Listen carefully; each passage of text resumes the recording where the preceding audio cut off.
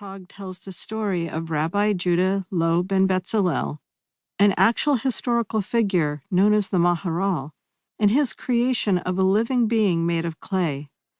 Golems wend through our stories from Pygmalion statue to the Bride of Frankenstein to Mr. Data and Seven of Nine, from the Cylons to C-3PO, R2-D2, and even Chucky the doll, and, of course, to Golem himself. While these are not all golems exactly, every creature is made of inanimate material that is shaped and awakened by the will of a master, and nearly every story is of a master, not a mater, a male who attempts to attain the generative power of the female body. Golems are built in order to serve a specific purpose. Adam, it is said, was built for the glory of God. The Golem of Prague was built to save the Jews from a pogrom. Frankenstein's monster was built for the glory of his maker and for the glory of science itself.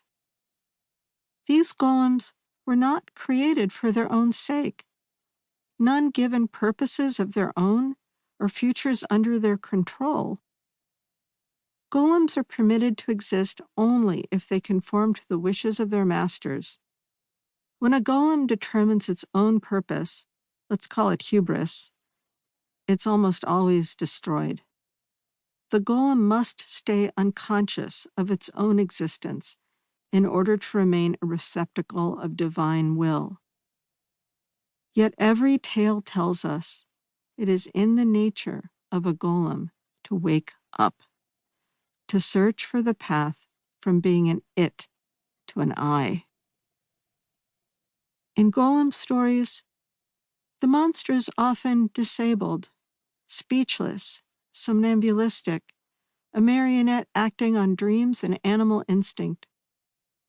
In Yiddish, one meaning of golem is lummox. To quote the scholar Michael Chambers, from God's perspective, all humans are disabled.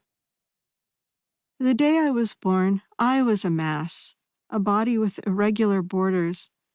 The shape of my body was pared away according to normal outlines, but this normalcy didn't last very long. My body insisted on aberrance.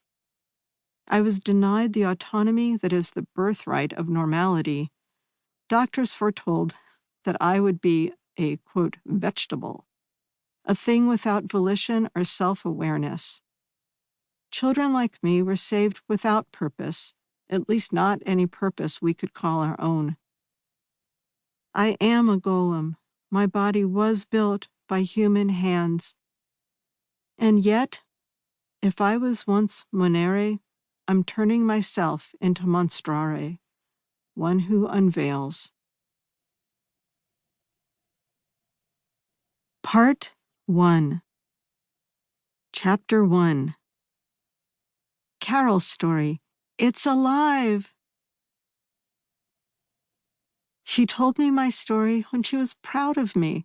Look how you turned out. She told me my story when I annoyed her so much that she folded her arms across her breasts and tilted her eyebrows at me like notched arrows. Have you forgotten what I went through for you? She told my story when we had company. Look how she turned out.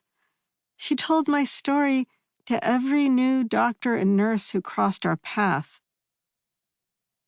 My mother's stories run through my head like a piece of silver nitrate film.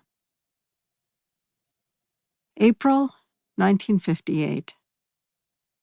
Carol froze, hands in the air, caught in the act of tugging her blouse over her head. Not this, not again. She'd been so careful.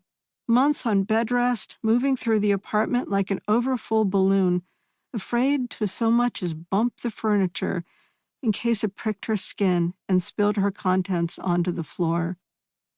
They were spilling now. Hot liquid spiraled down her legs. She shuffled into the bathroom and waited for the expected release of mangled tissue, for another baby that could have been to slide out of her on a torrent of red. She looked down at the floor and, oh God, it wasn't blood. She was standing in a